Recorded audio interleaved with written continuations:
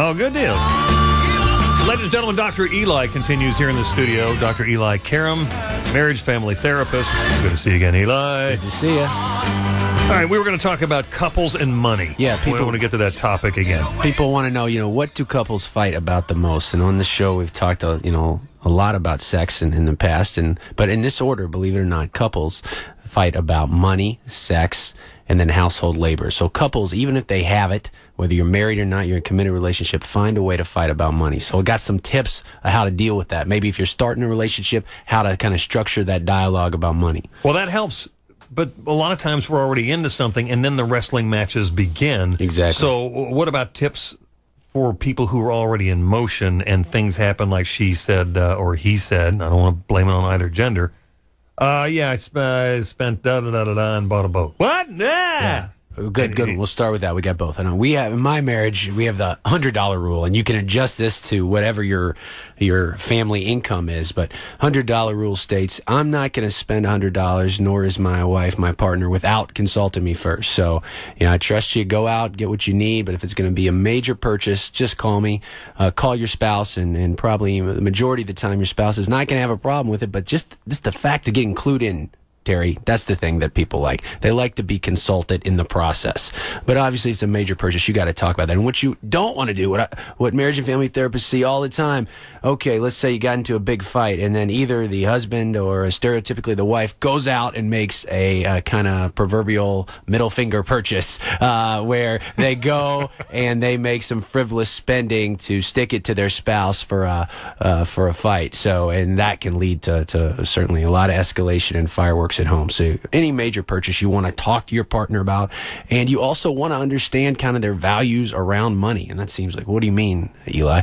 I mean, kind of your risk and debt tolerance. So if you come from a background where you're pretty adventurous, even these in economic times, you might be willing to go in debt. You might make some risky investments versus if your partner is someone that plays it safe, they get a credit card bill, they pay it off as soon as they get it.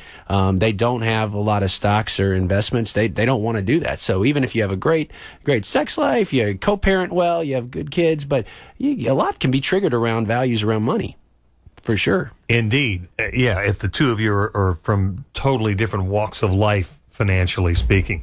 And some people, does it happen later in life, too? I mean, it can happen, like, say you've been married 12 years or whatever, and then all of a sudden your spouse, man or a woman, can develop some sort of need where they just want to go buy things and not even really want them, just in the trunk of the car with tags still on them. Yeah, this idea they're devoid in some way, or they're missing something, so they go and make maybe these it's purchases. Empty nest syndrome or something. Are there ways? I mean, is that a trigger sometimes that somebody changes their spending habits because of some other need in their life? Get to some developmental milestone midlife. I got to have the Mercedes. I got to have the BMW. When really it's well beyond your means to do that. And I know also a lot of couples, they start living a certain type of lifestyle, and maybe especially in our economic times now, they've had to downsize, but they're still living either above their means or at a faster rate to keep up with their neighbors or their friends, and it's coming off, and they're saving. And I'm far from a financial expert, and I always tell people, if you need a financial plan, go see someone that does that. Marriage and family therapists can help you kind of talk about the process around money, but if you want a specific plan, go and see somebody who does that. But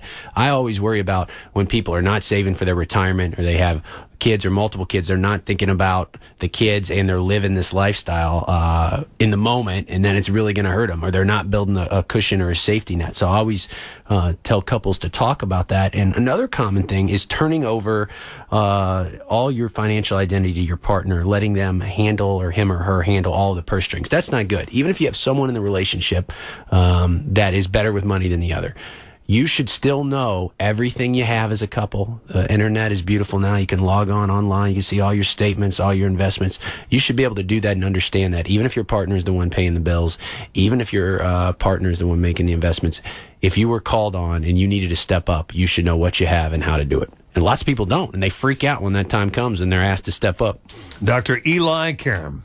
It's Karam. Dr. Eli Karam. Just go to elikaram.com for more details on all the services you guys offer at University of Louisville Kent School of Social Work. Good to talk to you again, brother. Good to see you. All right, back in a moment on 84 WH.